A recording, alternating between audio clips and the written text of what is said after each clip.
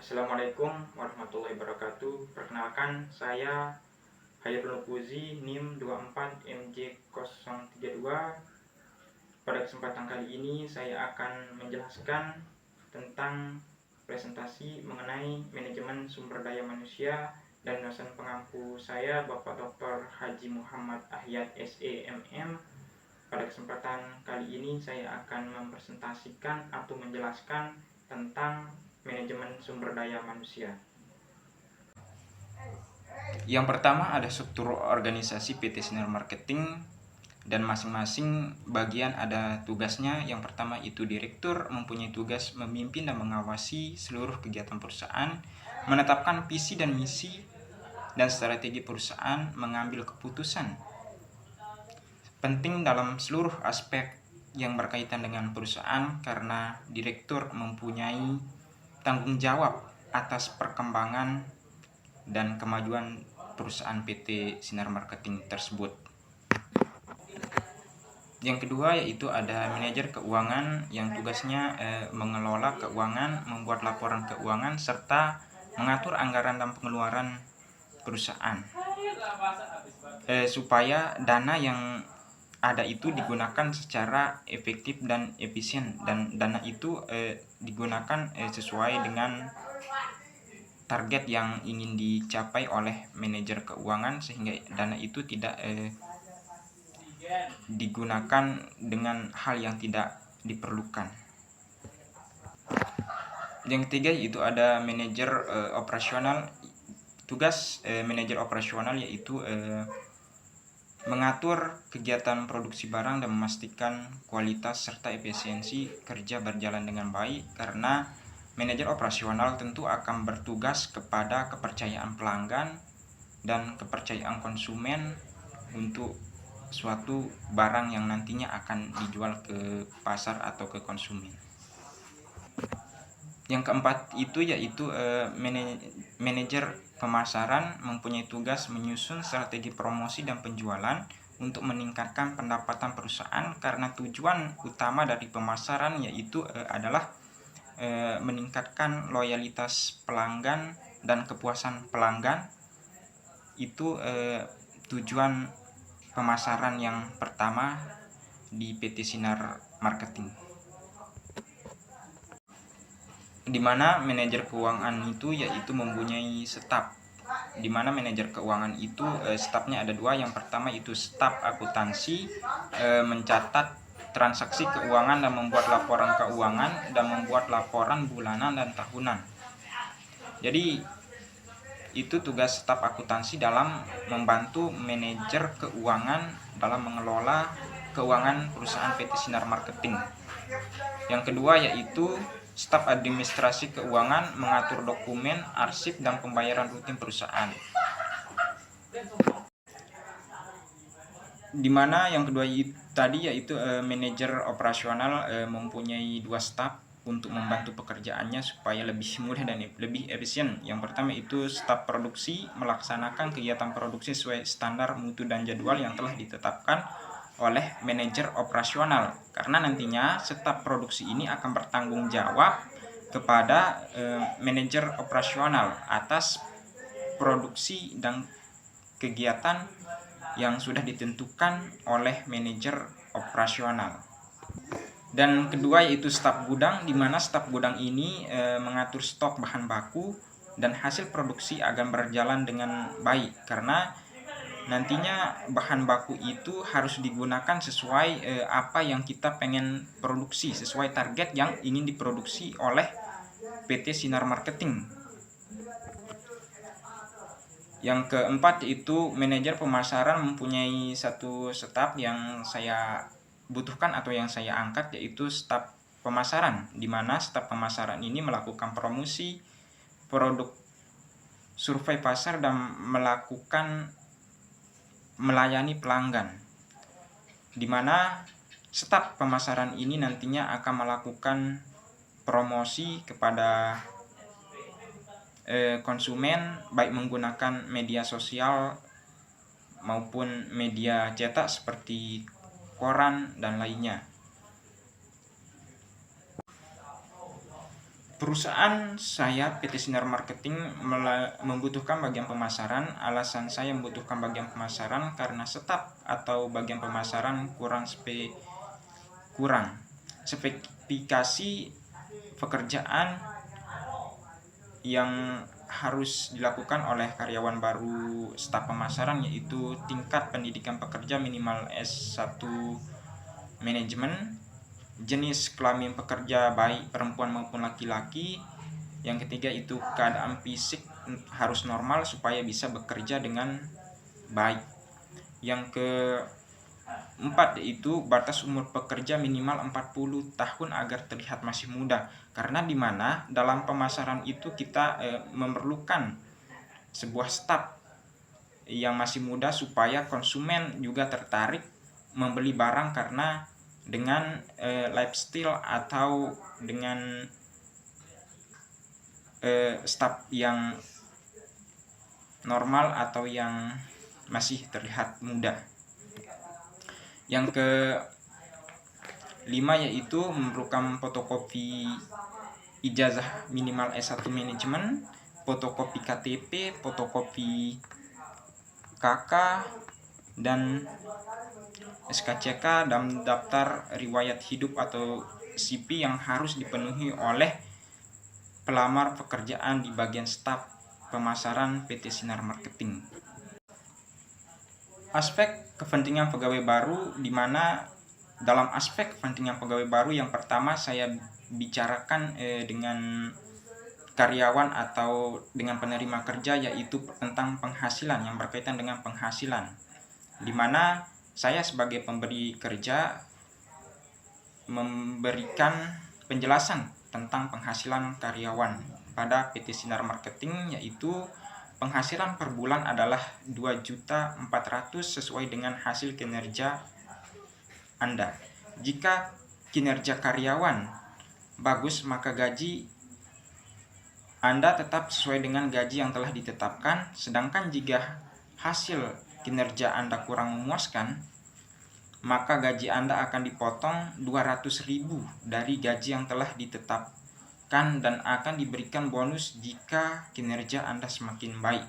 Jadi kalau ada karyawan yang kinerjanya baik, maka kita akan mengasihkan bonus supaya dia itu lebih semangat bekerja. Sedangkan kalau ada karyawan yang kinerjanya kurang baik, maka kita akan memberikan punishment atau hukuman dengan mengurangkan gajinya 200.000 tersebut.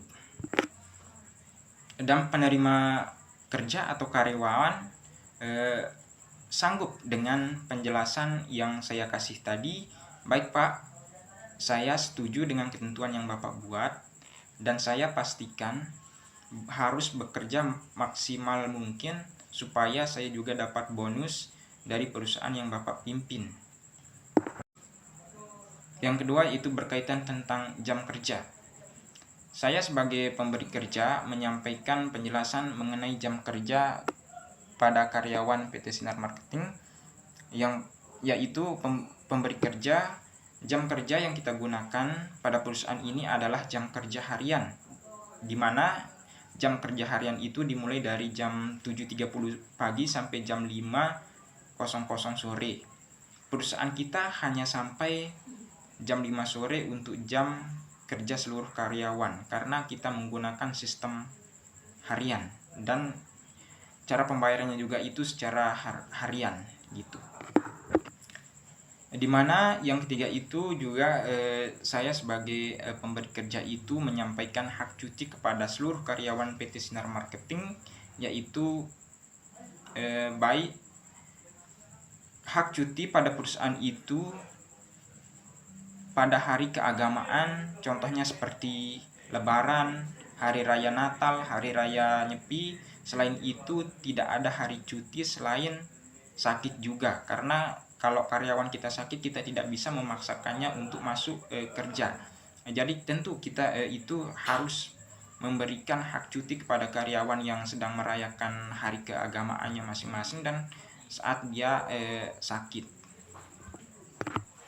Di mana juga kita memberikan fasilitas yang disediakan pemberi kerja.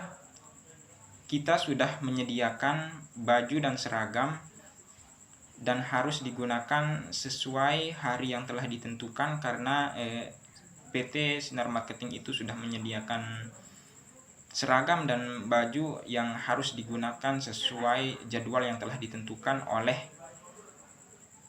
manajer. Dan penerima kerja setuju dengan fasilitas yang diberikan mengenai seragam dan baju yang telah ditentukan dan harus digunakan oleh pendidikan kepada karyawan yang kurang bisa dalam bekerja, supaya lebih bisa bekerja dengan efektif dan lebih efisien pada perusahaan Sinar Marketing. Sebelum memasuk di PT Sinar Marketing, tentu karyawan itu harus diberikan pelatih 3 bulan sebelum mulai bekerja, atau lebih dikenal dengan training. Penerima kerja sangat setuju dengan pelatihan tersebut selama 3 bulan sebelum masuk bekerja pada PT Sinar Marketing. Dan selanjutnya ada perihal pensiun, yaitu pemberi kerja menjelaskan kepada karyawan tentang perihal pensiun. Kita tidak menggunakan perihal pensiun karena perusahaan kita masih dalam swasta, sehingga kita itu tidak memberikan perihal pensiun kepada karyawan yang sudah keluar dari atau yang sudah selesai jabatannya pada perusahaan PT Sinar Marketing, dan karyawan setuju dengan keterangan tersebut karena kita masih dalam perusahaan swasta. Nilai pegawai menurut skala di bawah ini. Nama karyawan saya itu Rizky, Departemen Pemasaran, tanggal 19 November 2025, dan nama penilainya yaitu saya sendiri, Hairul Nufuzi. Ada 6 unsur yang saya nilai di sini.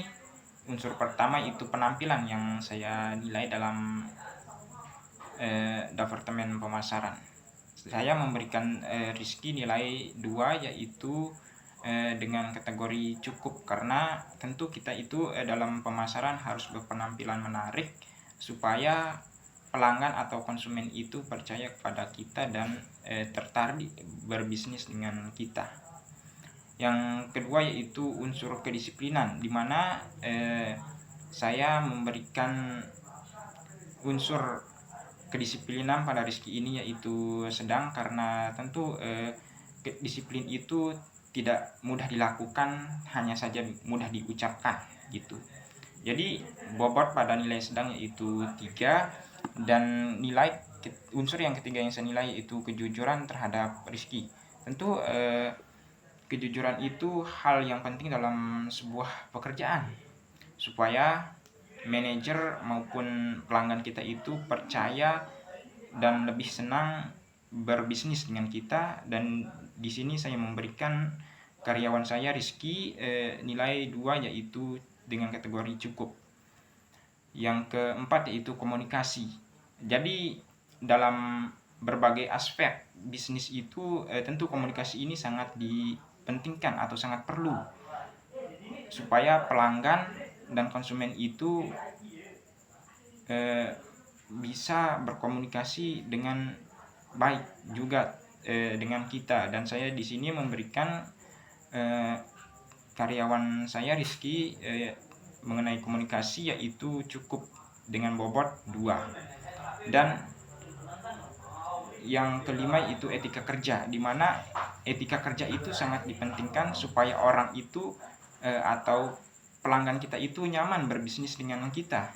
Di mana saya di sini memberikan etika kerja kepada karyawan saya Rizky yaitu baik dengan bobot 4. Dan yang keenam yaitu tanggung jawab. Tentu kalau kita melakukan segala sesuatu itu kita harus bertanggung jawab kepada atasan kita, supaya kita itu bisa dipercaya oleh atasan kita. Dan saya di sini memberikan tanggung jawab pada karyawan saya Rizky yaitu 5. yaitu dengan kategori amat baik, dan total nilai semua karyawan saya Rizky yaitu 18 atau cukup baik.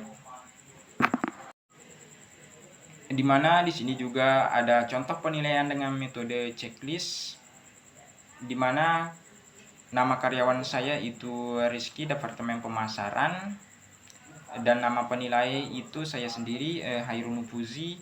Dan pada contoh penilaian dengan metode checklist ini, nama karyawan saya itu Rizky